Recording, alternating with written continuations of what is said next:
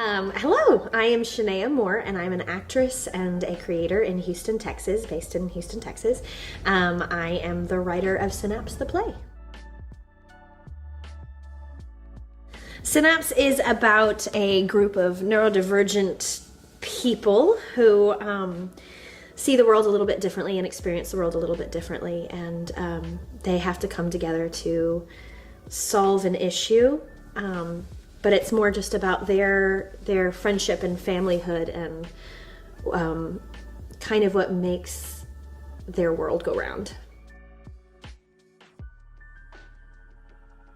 That's a good one, actually. I didn't find out that I was dyslexic until I was in grad school, which is a little strange. But I realized that I was experiencing the world in a very different way than a lot of people were. And that because I didn't know that I was dyslexic, that I had created all of these coping mechanisms that nobody taught me so that I could read and get through life. And then I realized how rich my relationship with words were, and how rich my emotional connection was to certain letters and certain words and certain colors. And it reminded me of synesthesia. So I ended up doing a lot of research on what synesthesia was, and months later I was like, I have to write a play about all that I've learned. Synesthesia is the confusion in the brain of senses, so two or more senses being mixed and experienced together when they shouldn't be. And it just opened up such a world of magic that I was like, I kind of want to explain what this feels like to a neurotypical audience, and it ends up resonating with a lot of people. It's a much more common experience, and I think a lot of people don't know that it exists and know that they experience the world slightly different than some people. And I think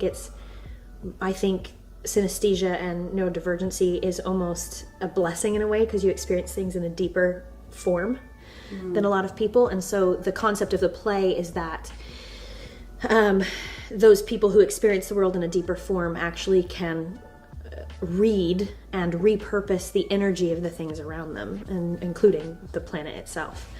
And then it kind of tied itself into all of the storylines that come out of it. It's just like, once you start, it just flows out. You're like, oh, I'm going to use this idea. I'm also going to use this idea that I thought about when I was in high school. It's great.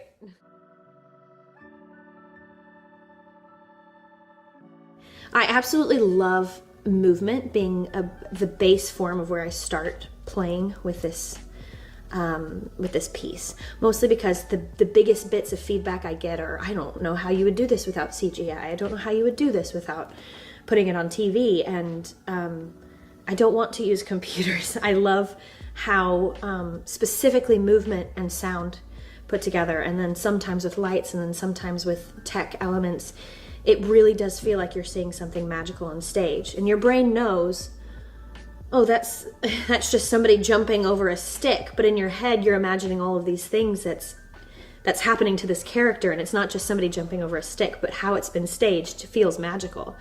And so the whole concept of the play is that we take nothing and create magic out of it, just like we take neurodivergency, which seems like something bad happening to someone, that your brain isn't working typically, and we're creating something magical out of it.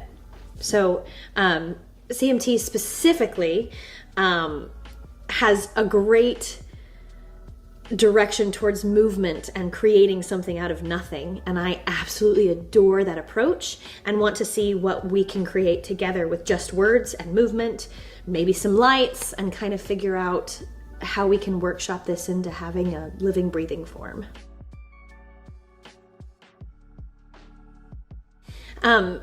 So the play itself, when I wrote it, because I'm dyslexic, I wrote it in different colors. So the page, when you see it, each character's line is in a different color. And for the reader, what that does, even if you're not dyslexic, for me, it helps me organize the words and get the idea, because black and white gets really difficult. But with colors, you almost understand that character a little bit more. The person I put in green for a very specific reason, and the reader gets to experience that. Well, when I just have a bunch of people on stage for a reading, you don't quite get the same agency as a watcher. Somebody kind of tells you how to feel about this person, right? By the acting choices they make and the directing choices that was given. And I really like the audience having that responsibility of creation. So with the reading, we've kind of taken not actors out of it, because there's still actors very much involved, but they're going to be sound. And then anything that you see as an audience member is going to only engage you in what you're already hearing and already experiencing, so that you as a audience member get to walk into the space and get to be shown a play that somebody else wrote and done by movers that you have no control over. But there's a lot of stuff that you as the audience get agency for. You get to create part of it. Like half of it's done in your own imagination. And that almost feels like we're not giving you enough to go on, but you have so much to go on. And then the idea of it being immersive, the idea of it being all the way around you in the way that, neurodivergent people all the time have to engage with their world in a 360 fashion. We have to. Words are not just words. Words are now words and experiences of those words, the emotional experience of those words, just so that we can get through our day. So I think it's going to be one of those things that it's not only immersive, but you get to step into your own imagination. So you have a little bit of ownership when you leave.